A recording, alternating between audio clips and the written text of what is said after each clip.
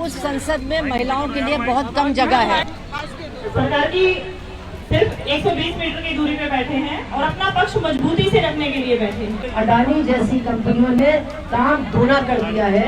हमें ये कानून रद्द चाहिए, मतलब चाहिए। गैर कानूनी तरीके से इन 3 कानूनों को पारित किया था। देश की जनता ठगी जा रही है, लेकिन हमारी सरकार नैतिकता खो दी है। जिसमें नैतिकता ही नहीं होगी वो ये करेगा कैसे। पहली बात तो ये है कि उस संसद में महिलाओं के लिए बहुत कम जगह है। आप कह रहे हैं कि इस संसद में और उस संसद में क्या अंतर है? तो उस संसद में महिलाओं के लिए बहुत कम जगह है।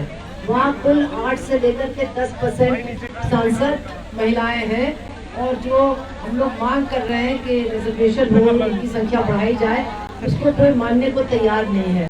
लेकिन यहाँ पर महिलाओं को पूरा मौका मिला है कि वो जो जनता की आवाज़ है, जो आम महिलाओं की आवाज़ है, उसको यहाँ पर उठाएं।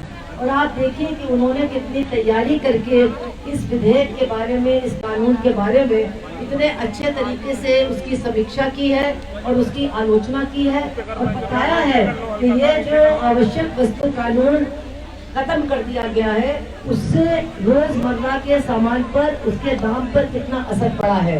चाहे वो खाने पकाने का तेल हो और चाहे वो दूसरा सामान हो, जो किसान उसको पैदा करता है, यानी सरसों पैदा करता है, उसका दाम तो कम हुआ है, लेकिन सरसों का तेल बेचने वाले अडानी जैसी कंपनियों ने दाम दोगुना कर दिया है। ये इस कानून का सीधा सीधा असर लोगों की गृहस्थी पर पड़ा है।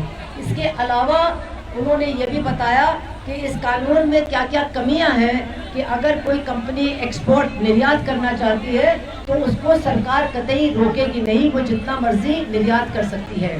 तो जो हमारे महिला सांसदों ने यहाँ बात रखी, उन्होंने ये मांग की है कि ये सरकार इस कानून को रद्द करे और इसके साथ साथ जो अन्य काले कानून हैं उनको भी रद्द करे और जो MSP का कानून है उसको कानूनी रूप दे।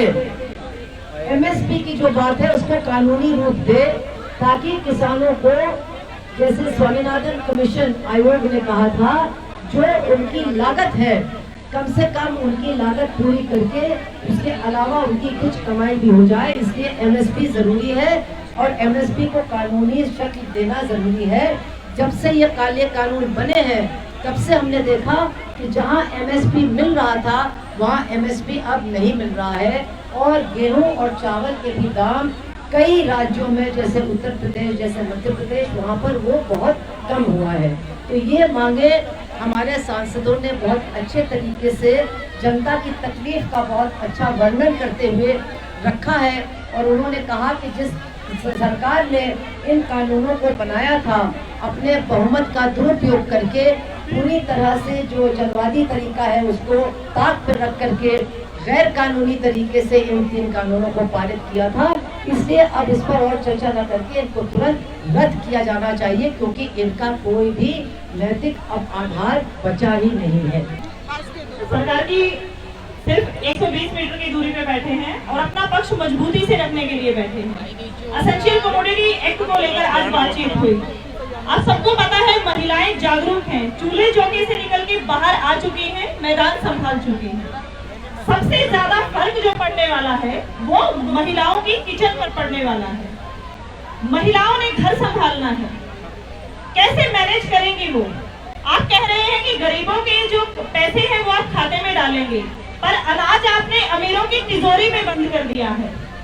पैसा आप दे रहे हैं कम और जो तिजोरी से अनाज मिलेगा वो हमें मिलेगा महंगा, तो गरीब कैसे खरीद पाएगा?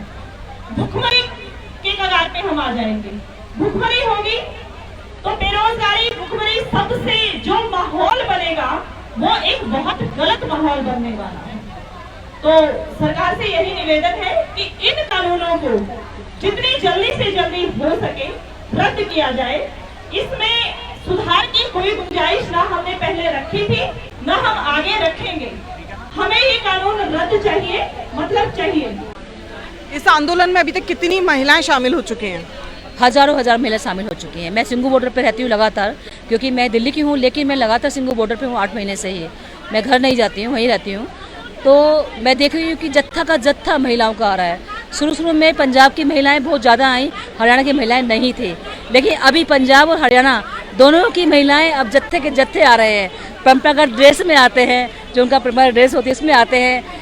इस कानून के खिलाफ उन्होंने कुछ गाने बनाए हुए हैं, वो गाना गाते गाते आते हैं, सरकार से मांग करते हुए आते हैं गानों के थ्रू। मतलब जिस भी तरीके से वो आ सकते हैं।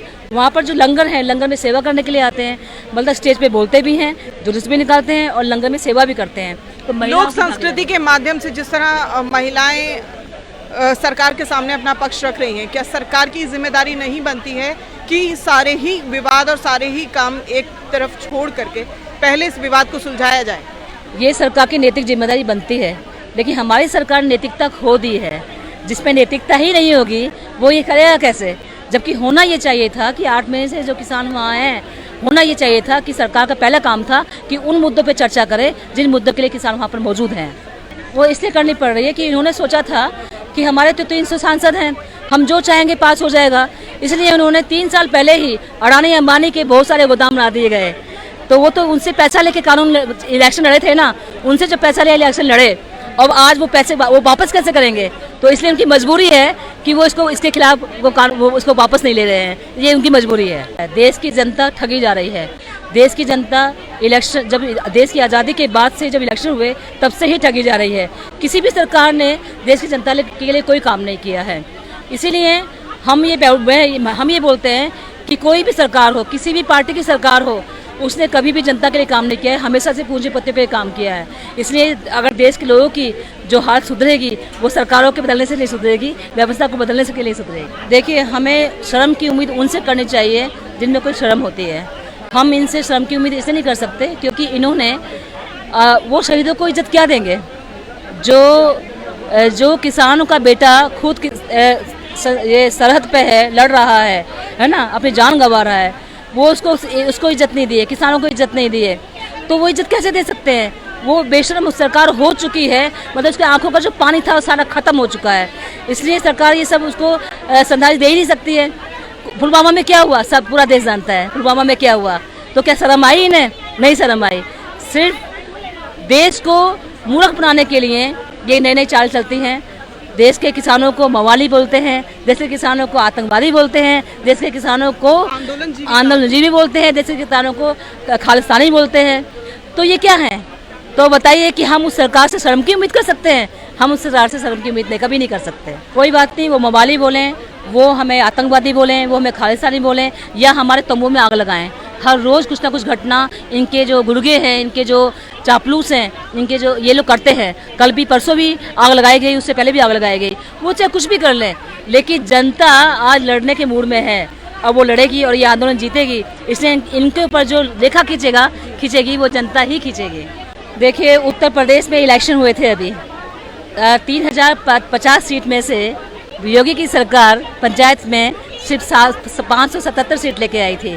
तो आप देखिए, अगर ये मूवमेंट नहीं हुआ होता तो शायद मोदी सरकार दोबारा से वहाँ योगी सरकार अपना पंचायत में ले आती। लेकिन आज सिर्फ यूपी में ही नहीं, बंगाल में भी जो उनको हार का मुंह देखना पड़ा, जबकि जब इलेक्शन नहीं हुए थे उससे पहले जब मूवमेंट नहीं था तो लग रहा था कि इस बार बंगाल को बीजेपी ले लेगी।